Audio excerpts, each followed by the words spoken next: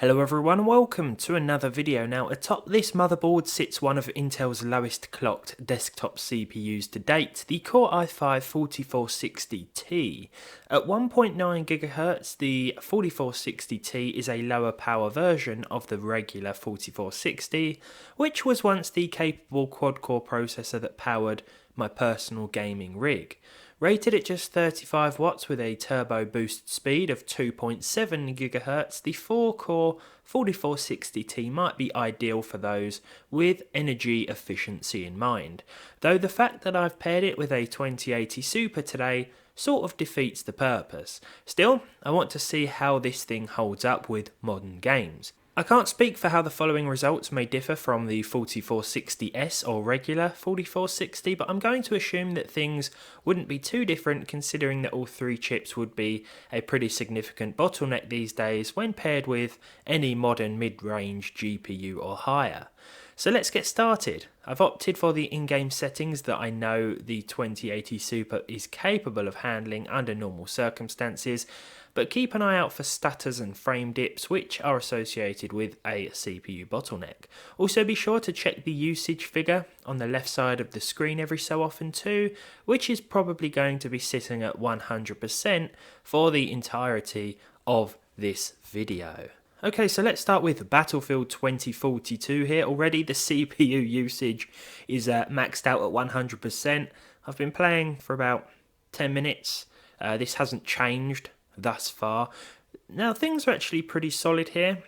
I've just jumped off the building there. Oh, we were sort of hovering around 60 frames per second. Let's make our way towards some enemies now. Make our way towards where the action is. As you can see, things are dropping ever so slightly now. It doesn't matter if you're playing with bots like I am here or whether you're playing online. It seems as though the frame rate drops quite a bit anyway. I noticed 30 something FPS there. Under normal circumstances, of course, the 2080 Super has no problem with the high settings, especially when paired with a modern i5, but the 4 cores really do cause some performance issues, and it's far from smooth, to be fair. Let's go and see if we can wipe out a couple more enemies down here. Take that. So yeah, it's playable. You can still wipe out some opponents, but if someone's running along with a smooth 60 FPS, well, they might just have the upper hand. Alright, so Cyberpunk 2077, this seems to be quite problematic. We're averaging around 30 frames per second there, 28, 27, not so good.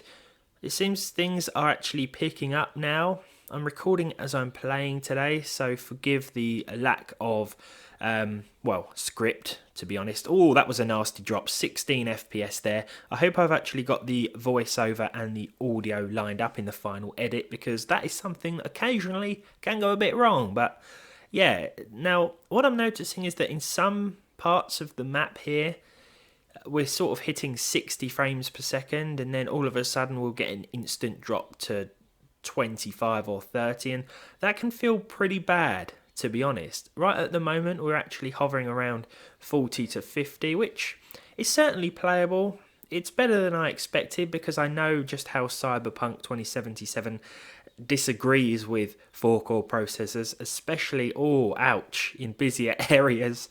But as we approach this sort of dense junction here, yeah. Alright, so Elden Ring. This one doesn't mind the 4 cores and lack of hyperthreading of the i5-4460Ti here. The CPU usage isn't pegged at 100% like it has been so far. Let's go and wipe this guy out here. I've been playing a lot of this over the weekend on the PS5. I didn't think I would like it, but I'm actually sort of somewhat addicted to it now, just like Cyberpunk 2077, hence no uploads over the last weekend. We're hitting at least 30 FPS, no problems here. The 2080 Super is obviously capable of so much more with a newer mid-range i5, but this isn't unplayable at all. There aren't any significant stutters, not like there were in the previous gameplay tests, so that's good. Nothing too serious to report.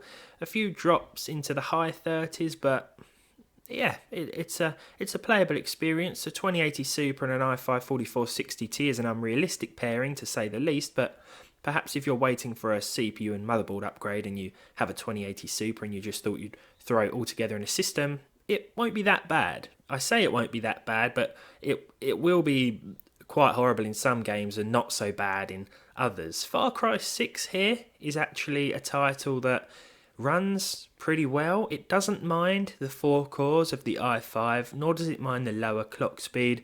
This doesn't seem to be pegged at 100% usage either, like we've seen in previous games. We're at about 80 to 95 a lot of the time. There do seem to be some instances where we hit 100% usage. I sort of record for about, or play the game for about 20 minutes before I start recording, and I have noticed a few little dips and drops here and there, but to be honest, I think the 4460 is the minimum suggested CPU, and the 4460Ti can also handle the game, not with ease, but it's not too bad. So Fortnite is definitely playable, but there are some nasty drops. I'm using 16 gigs of DDR3 to go with the 2080 Super, so we haven't got a problem on that front. As you can see here, the GPU isn't even being utilised at 50%, it's hovering around 30 to 40%, which is to be expected when the CPU is the bottleneck. Yes, there we go. Let's collect some of their stuff here.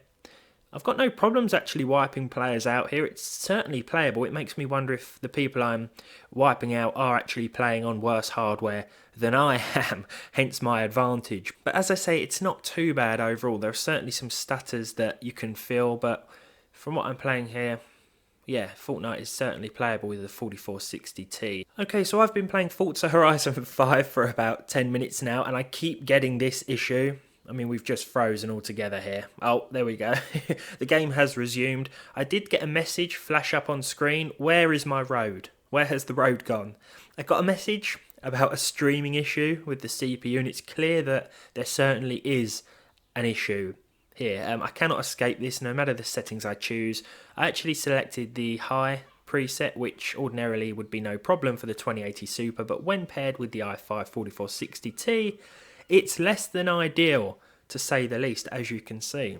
I'm probably going to end this Forza Horizon 5 gameplay here because, yeah, it's not playable simply for the fact that there are so many stutters and missing textures. Okay, so GTA 5, it's an old one, but it's still a good game. This runs with no real problems. You can probably see that the CPU usage isn't too great here. Sorry, mate, I'm just going to take your taco van here.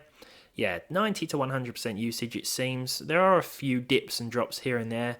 I'm not sure how they'll be picked up at the end of things. When I calculate the percentile figures, I don't think things will be too bad, but as always, things will be up on the screen in the centre to give you an exact idea of what you can expect. GTA, there are no real problems, but there are certainly some more noticeable stutters than if you were playing with a more capable CPU or a CPU with more cores, of course. Okay, so I had some real problems with Halo Infinite. I'm in the game now, but it actually took about 5 attempts before things would start, and even now it's not ideal. The frame rate average, it doesn't seem to be too bad. I think we're hovering around 80 to 85, but the stutters really are quite significant. It really is quite off-putting. The CPU usage is once again pegged at 100%.